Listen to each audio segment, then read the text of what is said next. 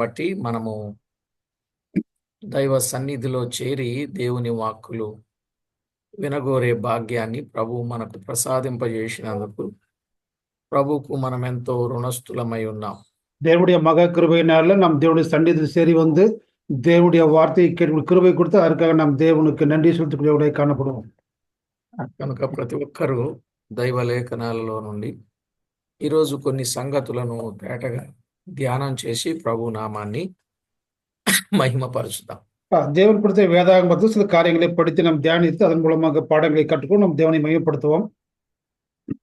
మనము 16వ కీర్తనలో నుండి మొదటి 3 చరణాలు మనము చదువుకుందాం. సంగీత 16వ సంగీతం 1, 2, 3 వచనాలు படித்து நாம் தியானிக்கலாம். దేవా, నీ శరణు జొచ్చి ఉన్నాను, నన్ను కాపాడుము.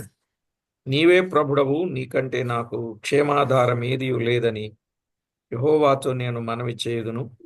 నేనీలాగందును, భూమి మీద ఉన్న భక్తులే శ్రేష్ఠులు, వారు నాకు కేవలము ఇష్టులు.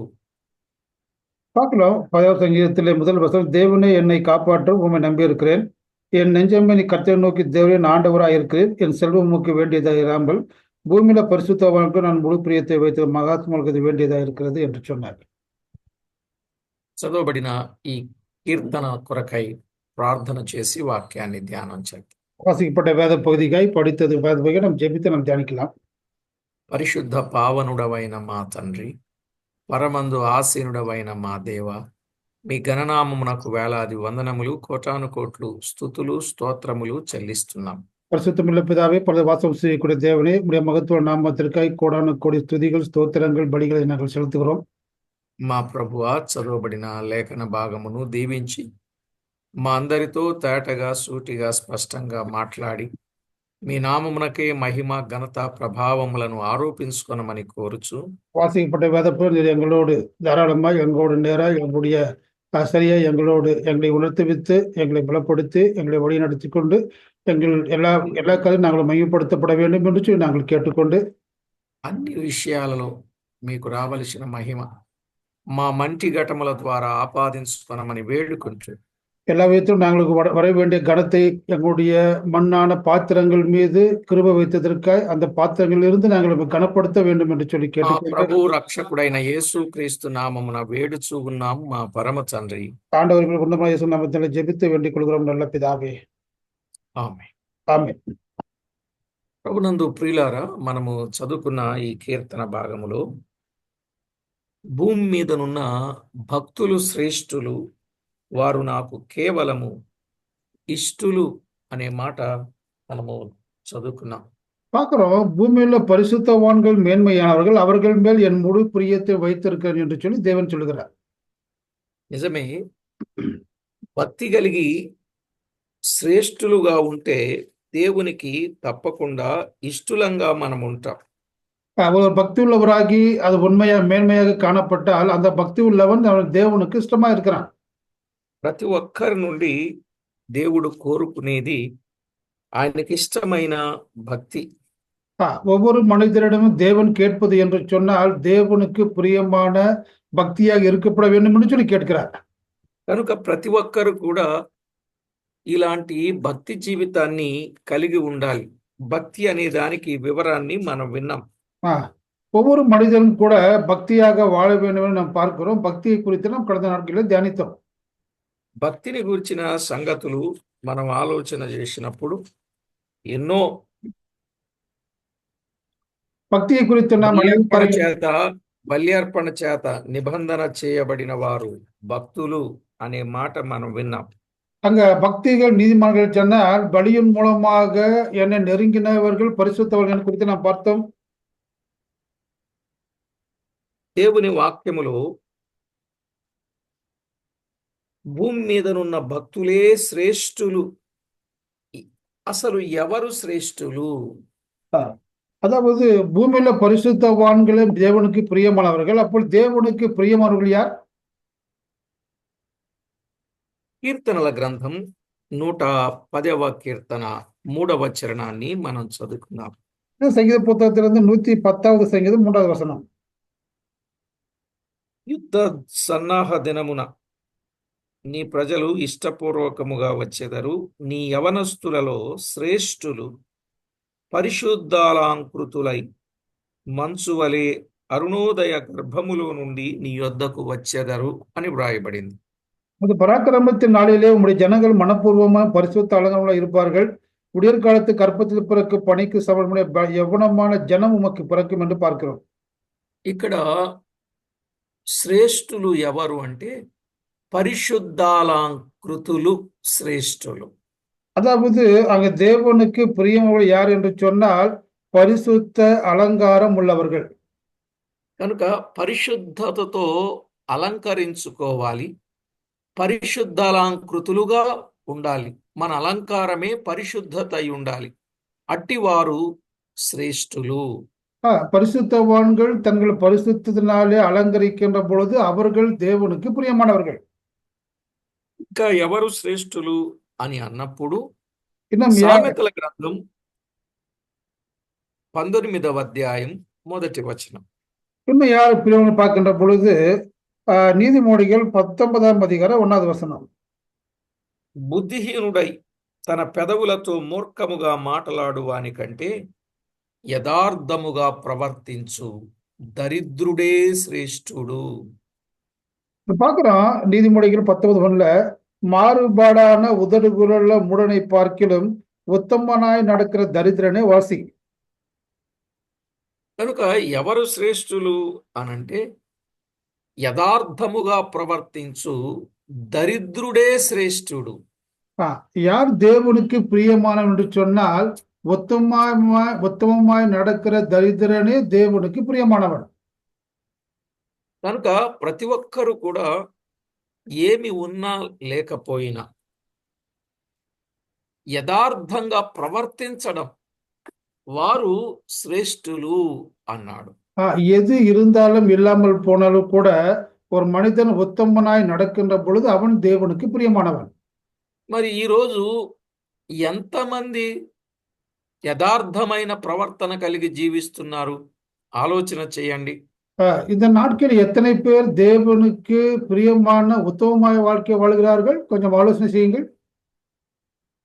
ఎంత కలిగి ఉన్నా, ఏమి కలిగి ఉన్నా, ఎందరు కలిగి ఉన్నా యథార్థ ప్రవర్తన లేకపోతే వారు శ్రేష్ఠులు కారు. எது இருந்தாலும் எவ்வளவு இருந்தாலும் எண்ணிக்கையில் இருந்தாலும் கூட அவன் தேவனுக்கு முன்பதாக உத்தமனாய் இராவிட்டால் அது அவனுக்கு பிரயோஜனம் இல்லைன்னு பார்க்கிறோம். కనుక ప్రతి ఒక్కరూ జీవితంలో యథార్థతకు ప్రథమ స్థానాన్ని మనం ఇస్తే బాగుంటుంది. ஒவ்வொரு மனிதன் வாழ்க்கையிலே உத்தமத்தை குறித்து ஒரு பிரதானமாய் நடக்கக்கூடிய யோசனை உனக்கு வேண்டும். మాటలో యథార్థత, ప్రవర్తనలో యథార్థత, కార్యాలలో యథార్థత, ప్రతి సంగతిలో యథార్థత అనేది మన జీవితంలో మనకుండాలి. ஒரு மனிதனுடைய வார்த்தையிலே, நடக்கையிலே, ஒவ்வொரு காரியத்திலே, ஒவ்வொரு செயல்களும் கூட உத்தமம் என்பது அவசியம். మరి మన జీవితంలో ఎంతమంది యథార్థత కలిగి దేవునికి శ్రేష్ఠులుగా ఉన్నారు? நம்முடைய வாழ்க்கையில எத்தனை பேர் நாம் தேவனுடைய உத்தமத்தை பற்றி பிடித்துக்கொண்டு நாம் வாழ்ந்திருக்கிறோம்? ఇక మూడవది ప్రసంగి గ్రంథం 7వ అధ్యాయం 8వ వచనాన్ని చదువుకుందాం. அடுத்தது பார்க்கிறோம் பிரசங்கி 7ஆம் அதிகாரம் 8வது వచనం. కార్యారంభము కంటే కార్యాంతము మేలు, అహంకారము గలవాని కంటే శాంత గుణము గలవాడు శ్రేష్ఠుడు. பார்க்கிறோம் நீதிமொழிகள் 10:8 பிரசங்கி 7:8 ஒரு காரியத்தின் துவக்கத்தை பார்க்கிறது முடிவு நல்லது, பெருமை இல்லவனை பார்க்கிறோம் பொறுமை இல்லவன் உத்தமன். చూడండి, అహంకారము గలవాని కంటే శాంత గుణము గలవాడు శ్రేష్ఠుడు. శాంత గుణము గలవాడు, మన గుణం శాంత గుణమై ఉంటే వాడు శ్రేష్ఠుడు అని దేవుని వాక్యం స్పష్టంగా తెలియచేస్తుంది. பெருமை இல்லவனை பார்க்கிலும் பொறுமை இல்லவன், அப்படி என்று சொன்னால் சாந்த குணமாய் வாழுகிறவன் ఉత్తమన్. ప్రియులారా, ప్రతి ఒక్కరూ ఆలోచన చేయండి. ఈనాడు శాంత గుణము లేకపోతే వాడు శ్రేష్ఠుడు అని అనిపించుకోడు. అందుకే మన ప్రభువు దీర్ఘశాంతము గలవాడు. మనము కూడా ఆయనను పోలిన వారమై శాంత గుణము కలిగిన వారంగా ఉండడం మంచిది. நம்முடைய தேவன் சாந்த குணம் உள்ளவர். நாம் கூட அப்படிப்பட்ட குணநலன்களை நீடிய சாந்தமாய் இருப்பது நமக்கு நல்லது. సామెతల గ్రంథంలో 16వ అధ్యాయం 32వ వచనంలో మరొక మాట చెప్పాడు. பார்க்கலாம், நீதிமொழிகள் 16:31 வார்த்தை எடுத்து நம்ம பார்க்கலாம். పరాక్రమశాలి కంటే దీర్ఘశాంతము గలవాడు శ్రేష్ఠుడు. పట్టణమును పట్టుకొను వాని కంటే తన మనసును స్వాధీనపరచుకొనువాడు శ్రేష్ఠుడు అని వ్రాయబడింది. பார்க்கிற 11:32ல பலவான்களை பார்க்கும் நீடிய சாந்தம் உள்ளவன் உத்தமன், పట్టణத்தை பிடிக்கிறவர்களை பகுத்த మనதை అడకుகிறవన్ ఉత్తమన్. ఇప్పుడు చెప్పండి, ఎవరు శ్రేష్ఠులు అనంటే శాంత గుణము గలవాడు శ్రేష్ఠుడు, దీర్ఘశాంతము గలవాడు శ్రేష్ఠుడు, తన మనసును స్వాధీనపరచుకొనువాడు శ్రేష్ఠుడు. யார் உத்தமன் என்று சொன்னால் சாந்த குணமுள்ளவன் உத்தமன், நீடிய சாந்தம் உள்ளவன் உத்தமன், తన మనதை అడకుகிறవన్ ఉత్తమన్. మరి మనలో ఎంతమందిని మన మనసును స్వాధీనపరచుకొని శ్రేష్ఠులంగా ఉన్నాం చెప్పండి. நம்முடைய வாழ்க்கையிடம் எத்தனை பேர் நம் மனதை அடக்கி நாம் உத்தமமாய் நாம் தேவனுக்கு பிரியமாய் வாழ்ந்து கொண்டிருக்கிறோம்? అందరూ స్వాధీనంలో ఉండాలి, అన్ని స్వాధీనంలో ఉండాలనుకుంటాడు గాని తన మనసును మాత్రం స్వాధీనపరచుకోలేక శ్రేష్ఠుడుగా ఉండలేకపోతా ఉన్నాడు. எல்லாம் எனக்கு இருக்க வேண்டும், எல்லாம் எனக்கு கீழாக இருக்கப்பட வேண்டும் ஆலோசனை பண்ணுகிறான். ஆனால் மனதை மாத்திரம் அடக்க முடியாததினாலே அவன் தேவனுக்கு பிரியம் இல்லாமல் வாழ்ந்து கொண்டிருக்கிறான். కనుక తన మనసును, అది కంటికి కనిపించకపోయినా తన మనసును స్వాధీనపరచుకోవాలి. కోరినవన్నీ కాకుండా ఆశా నిగ్రహము గలవాడుగా ఉండాలి, వాడు శ్రేష్ఠుడు అన్నాడు. நம் மனதை அடக்கிறது என்று சொன்னால் நம் மனதின் ஆசையை அடக்கி தேவையான, அதாவது மனதுக்கு பிடித்தமான எல்லாவற்றையும் செய்வதை விட்டு விட்டு மனதை அடக்கி ஆளுகிறவன் உத்தமன். 7వ మాట చూద్దాం. ప్రసంగి గ్రంథం 4వ అధ్యాయం 13వ వచనం. பார்க்கிறோம், பிரசங்கி 4:13 வசனம். మూఢత్వము చేత బుద్ధి మాటలకిక చెవియొగ్గలేని ముసలి రాజు కంటే బీదవాడైన జ్ఞానవంతుడగు చిన్నవాడే శ్రేష్ఠుడు. பார்க்கிறோம், பிரசங்கி 4:13ல ஆலோசனையை கேளாத கிழவனும் மூடனுமாகிய ராஜாவை பார்க்கிலும் ஏழையும் ஞானியுமாகிய இளைஞன் வாசி. చూసారా, బీదవాడైన జ్ఞానవంతుడు అగు చిన్నవాడు శ్రేష్ఠుడు. బీదవాడే, చిన్నవాడే, కానీ జ్ఞానవంతుడు, అతడు శ్రేష్ఠుడు. பார்க்கிறோம், ஒருவன் ஏழைதான், அவன் இளைஞன் தான், ஆனால் அவன் ஞானம் உள்ளவனா இருப்பதனாலே அவன் உத்தமன் என்று நாம் பார்க்கிறோம். మనకు అర్థమైంది, దేవుని వాక్యములో ఎవరు శ్రేష్ఠులు మనకు అర్థమైంది. ఒకటి, భూమి మీదనున్న భక్తులే శ్రేష్ఠులు. நம்ம யார் எல்லாம் உத்தமன் பார்க்கின்ற பொழுது பூமியுள்ள பரிசுத்தவான்கள் உத்தமன் என்று பார்க்கிறோம். 2, పరిశుద్ధాలంకృతులు శ్రేష్ఠులు. உண்மையாக பரிசுத்தமாய் வாழ்கிறவர்கள் உண்மை பிரியமானவர்கள். 3, యథార్థముగా ప్రవర్తించు దరిద్రుడు శ్రేష్ఠుడు. உத்தமமாய் நடக்கிற தரித்திரர்கள் பிரியமானவர்கள். 4, శాంత గుణము గలవాడు శ్రేష్ఠుడు.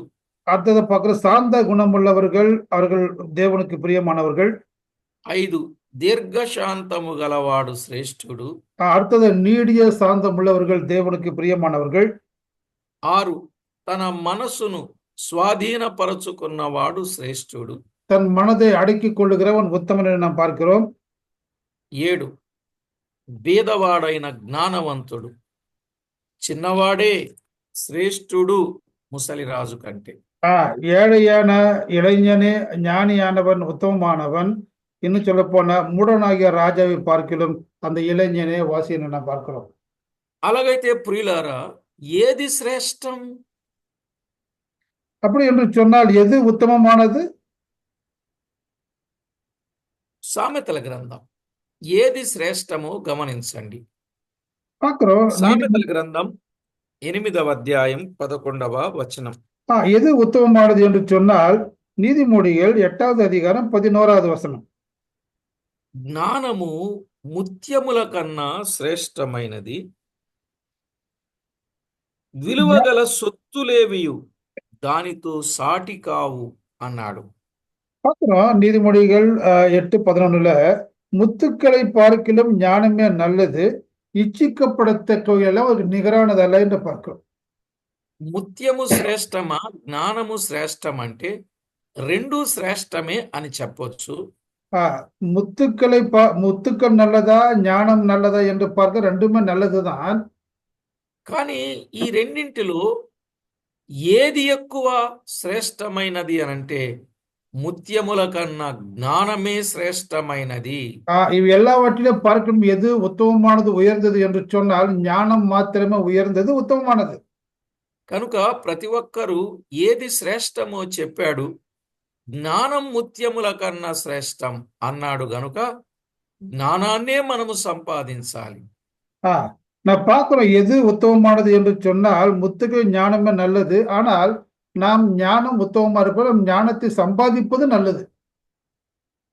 ఇక రెండవది సామెతల గ్రంథం 16వ అధ్యాయం 16వ వచనంలో చెప్పాడు.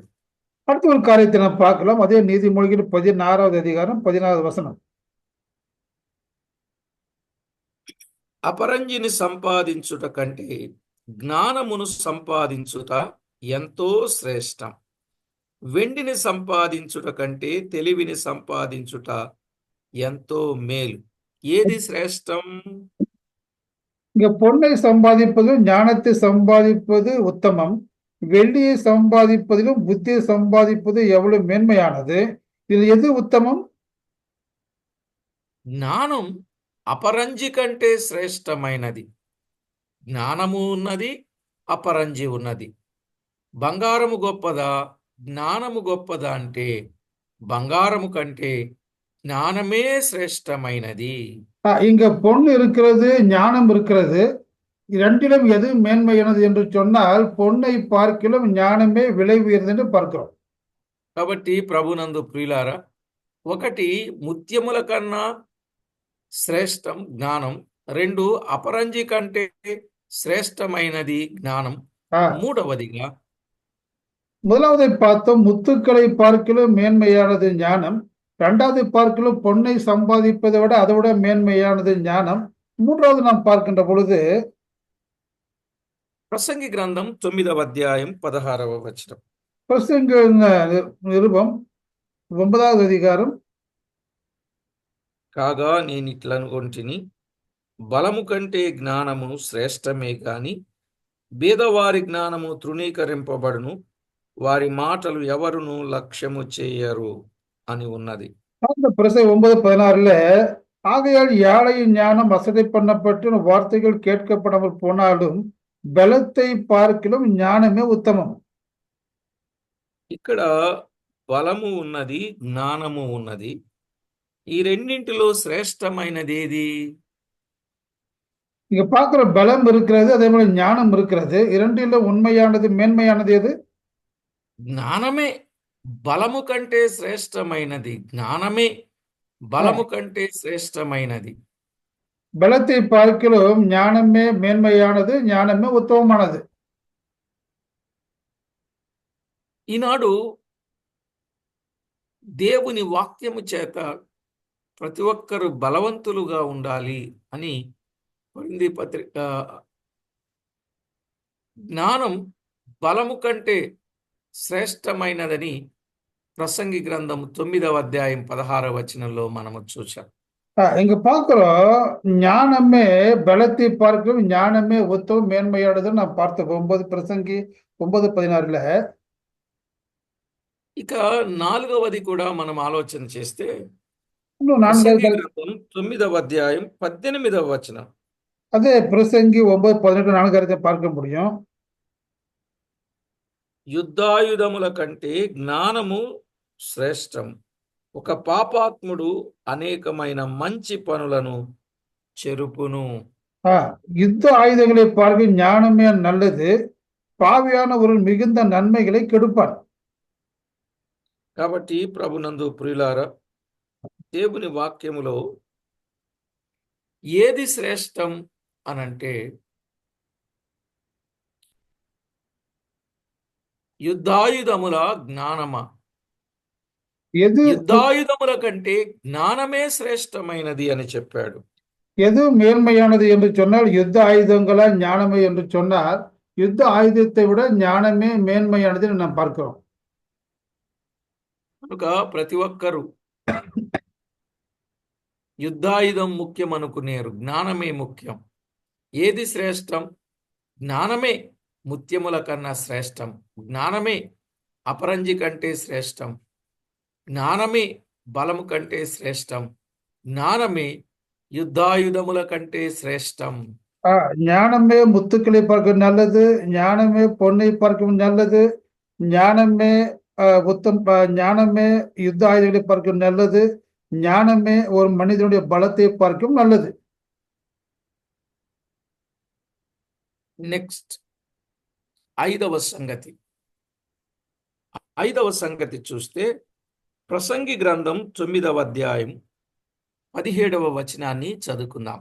ప్రసంగి 9వ అధికారం 17వ వచనం.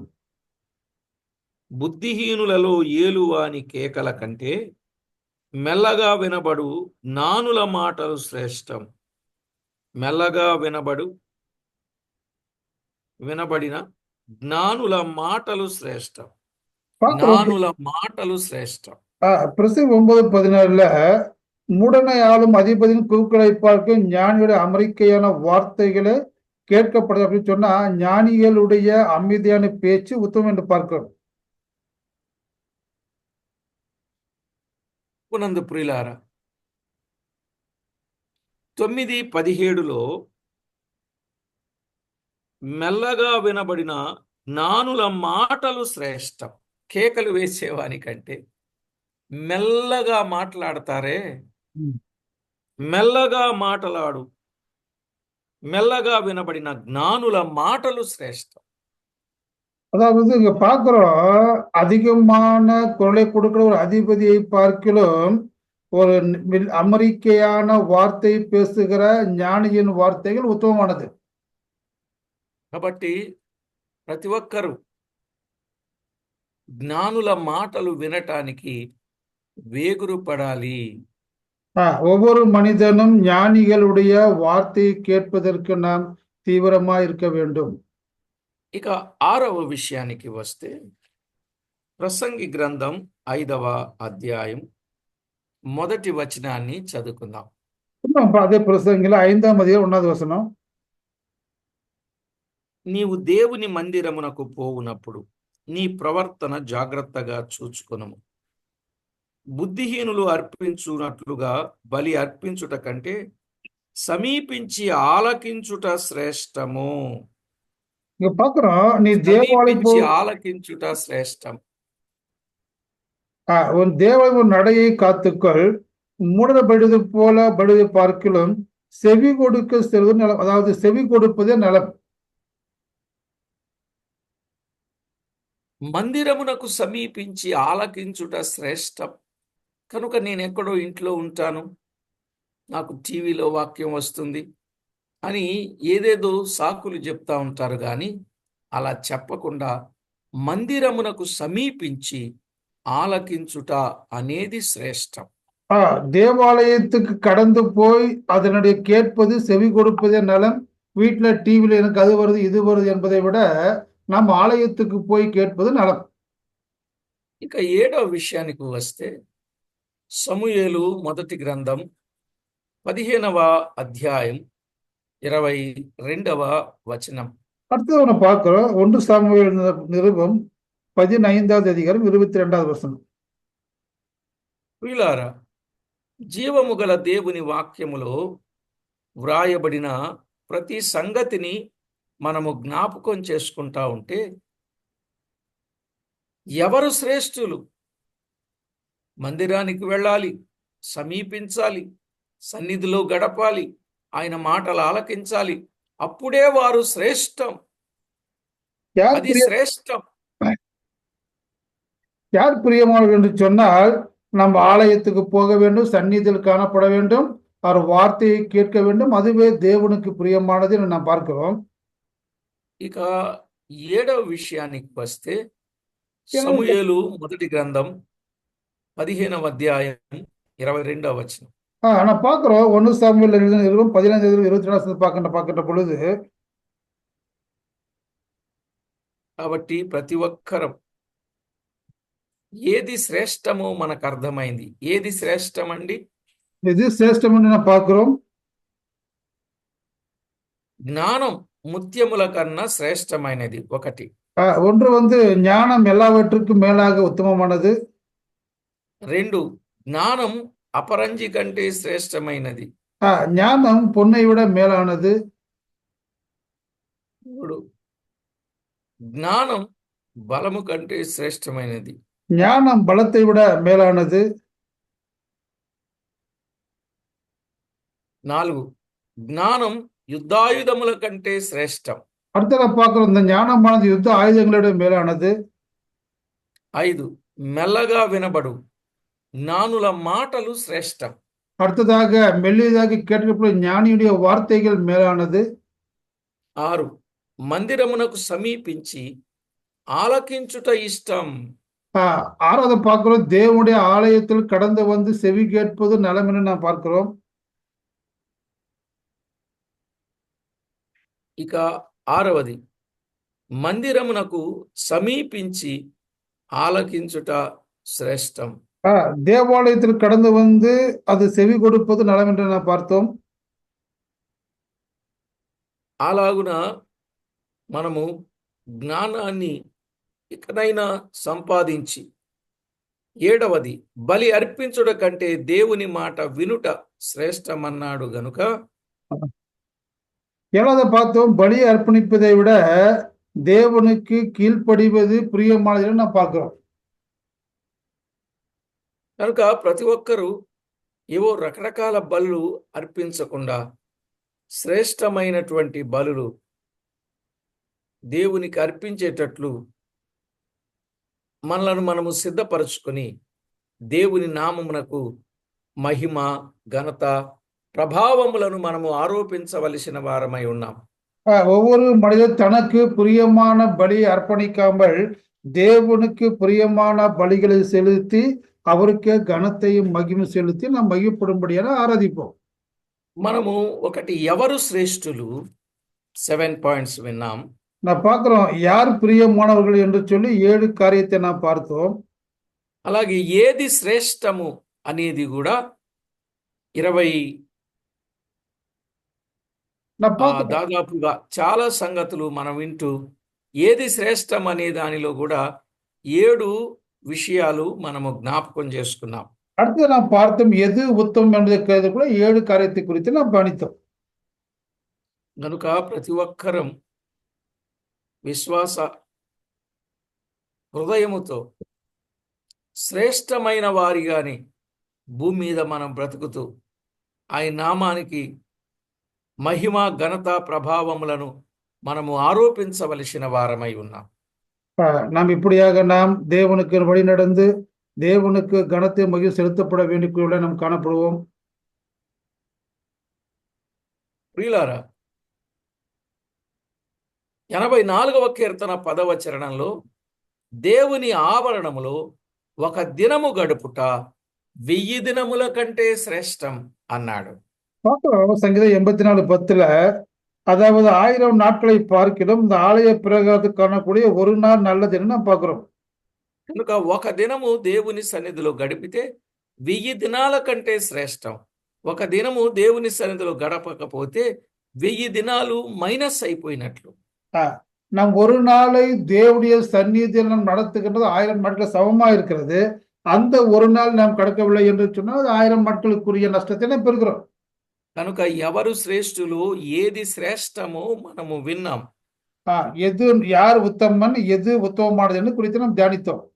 దేవుని చిత్తమైతే ప్రభువే శ్రేష్ఠుడు, ప్రభు పిల్లలు శ్రేష్ఠులు అనే విషయాన్ని మనము తర్వాత పాఠంలో విందాం. அடுத்த வருகின்ற பொழுது தேவனை உத்தமமானவர், தேவனுடைய பிள்ளைகள் இன்னும் உத்தமமானவர்கள் என்று சொல்லி ஒரு 2 நாட்களிலும் தியானிக்கலாம். ప్రార్థన చేసుకుందాం.